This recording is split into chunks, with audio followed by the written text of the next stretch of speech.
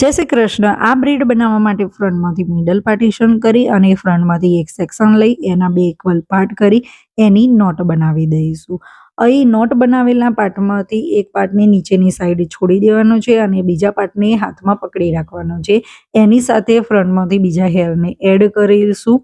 Add કરેલા હેરની ઉપરથી હાથમાં પકડેલા હેરને એની રાઉન્ડ ઘુમાવી સી શેપ આપી અને નીચેની સાઈડ ફિંગરથી પકડી રાખીશું અને એની સાથે નીચેથી બીજા હેરને એડ કરી એ બંને પાર્ટને સી શેપમાંથી કનેક્ટ કરી અને એની નોટ બનાવી દઈશું।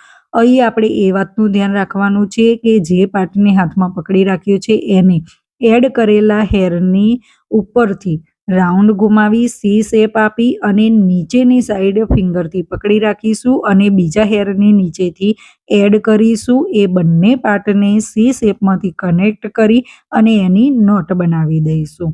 સેમ આ જ ટેકનિક સાથે બંને સાઈડથી બ્રેડને કમ્પ્લીટ કરીશું। આઈ હોપ સો કે તમને આ ટેકનિક સમજ આવી હશે અને ગમી હશે। આવી બીજી જ ઘણી બધી હેરસ્ટાઈલ શીખવા માટે મને જરૂરથી ફોલો કરજો। બાય બાય, જય શ્રી કૃષ્ણ।